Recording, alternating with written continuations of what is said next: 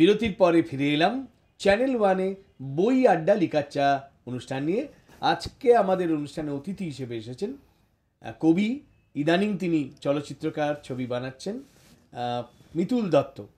মিতুল, কথা হচ্ছিল তোমার এক এক সময় এক একজনের প্রেমে পড়া নিয়ে এবং সেই থেকে যে লেখালেখি উৎসারিত হয় তাই নিয়ে।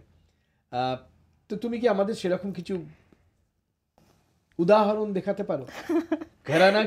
তুমি তখন থেকে তুমি যেভাবে প্রেম নিয়ে আমার পেছনে পড়ে গেছো, আমি সামনে ভ্যালেন্টাইন্স ডে আসছে, তো আমার একটা লেখাই আছে ভ্যালেন্টাইন্স ডে, এটা পড়ি।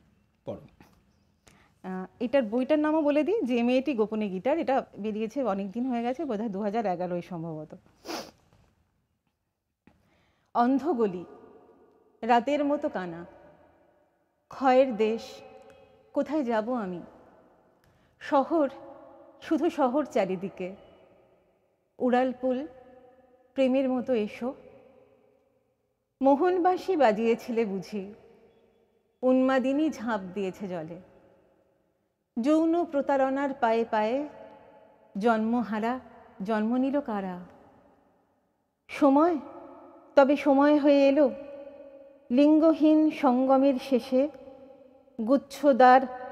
গুচ্ছদার উপচে পড়া আধার তোমার চোখ ভাসিয়ে দেবে জলে। বন্ধু তবু মৃত্যুহীন শ্মশান, গঙ্গা জল, বৃষ্টি, রোদ, ধুলো। পিণ্ডে মেখে সন্তানের আয়ু খাচ্ছে কেউ দুর্নিবার ক্ষুধায়। জঠর ফুঁড়ে বেরিয়ে আসে মায়া। ক্ষয়ের দেশ, কোথায় যাবে তুমি? ট্যাক্সি, এত ট্যাক্সি ওরে দূরে। প্রেমের দিন, ট্রাফিক ভেঙে এসো। খুব ভালো। প্রেমের কবিতা তো বটেই, কিন্তু তার শ্মশানের অনুষঙ্গটা তুমি ঝট করে যেভাবে ব্যবহার করলে, মানে এই আমাদের জন্ম আর মৃত্যুর মাঝখানে জড়িয়ে থাকা জীবনের একটা অনুষঙ্গ পাওয়া যায়।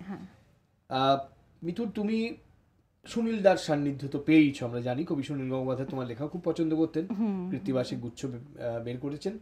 শঙ্খ ঘোষের কথা তো তুমি বললেই। তো সুনীল দা থাকাকালীনই কি তুমি কৃত্তিবাস পুরস্কার পেয়েছিলে? না, সুনীলদা চলে যাওয়ার পর। কার হাত থেকে নিয়েছিলে তুমি এই পুরস্কার? আমি নিয়েছিলাম হচ্ছে নীরেন্দ্রনাথের কাছ থেকে। নীরেন্দ্রনাথের হাত থেকে তুমি পেয়েছো। তো এই যে তুমি স্নেহ সান্নিধ্য সবাই পেয়েছো এবং তার পরবর্তীদেরও পেয়েছো, এটা কি তোমার কবিতা লেখায় কোনোভাবে কন্ট্রিবিউট করেছে? কবিতা লেখার না, ডেফিনেটলি করেছে। কারণ হচ্ছে যে প্রথম কথা বলি যে আমি যেখানে থাকতাম আর কি, এবং যে পরিবেশে আমি বড় হয়েছি, সেখানে কবিতা কেউ পড়তো না।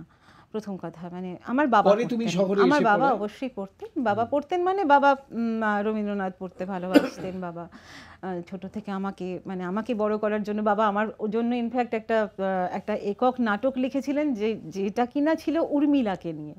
লক্ষণের স্ত্রী উর্মিলা, লক্ষণ চলে যাওয়ার পর সে কিভাবে সময় কাটাচ্ছে, এইরকম একটা বাবা সেই সময় ভেবেছিলেন। তো কিন্তু নতুন কবিতা, মানে তার পরের কবিতা, রবীন্দ্র পরবর্তী সময়ের কবিতা, আমাদের সময়ের কবিতা, সেই কবিতা পড়ার আমার খুব একটা স্কোপ কিছু ছিল না। তো প্রথম সেই সময় ওই পুজোর সময় না, বামফ্রন্টের স্টল হতো পুজোর সেই সময়। হ্যাঁ, তুমি এত ভালো গান করো, আমরা খুব সময় অল্প বলে ছোট ছোট করে তোমার সব একদম কথায় আনার চেষ্টা করি।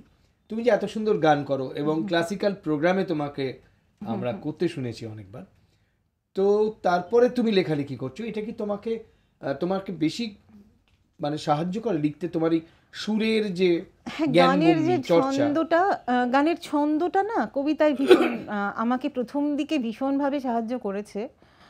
তার কারণ আমি দেখেছি যে আমি সেই সময় পুরোপুরি আমার একদম প্রথম বইটিতে আমি একটি লেখা আছে, যেটা বহু আগে লেখা, এবং তখন আমি অক্ষরবৃত্তের কোনো জ্ঞান নেই। ছন্দের আমাদের যে ছন্দের জ্ঞান, মানে আমাদের কবিতার ছন্দের যে জ্ঞান, সেটা আমার বিন্দুমাত্র নেই, এখনও নেই, কিন্তু তখন একেবারেই ছিল না। তো সেটা একদম অক্ষরবৃত্তে লেখা, এবং সেটা একটা পুরো সনেট আর কি। তো সেটা আমার গান ছাড়া আমি মনে হয় পারতাম না লিখতে। আমি অনেক পরে গানের চর্চা ওই চলছে। আর সিনেমা নির্দেশনা করার কাজ শুরু করেছো? হ্যাঁ, এটা করলাম। তার কারণ হচ্ছে যে 2021-এ আমার বোন মারা যায়। 2021-এ আমার বোন মারা যায় একটি অ্যাক্সিডেন্টে, রাস্তা অ্যাক্সিডেন্টে। ওর ছেলেকে আমি তখন আমার কাছে নিয়ে আসি, আমি মা, ওকে আমরা মানে আমরা যাই হোক, বাংলায় মানে বলে যাকে বলে কেয়ার গিভিং সেটা করতে করা, করতে, আমরা হ্যাঁ, ও আমাদের কাছেই আমি আছে জানি, এবং হ্যাঁ। ওকে দেখতে দেখতে আমি যেটা খেয়াল করি, ওর অটিজম আছে। ওর বয়স 17।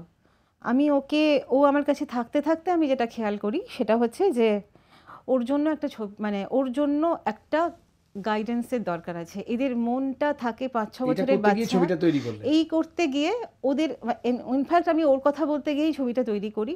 তারপর আমার আর সেই মনে হয় ছবিটা যে তো বেশ ছবিটা মানে হ্যাঁ স্বীকৃতিও পেয়েছে।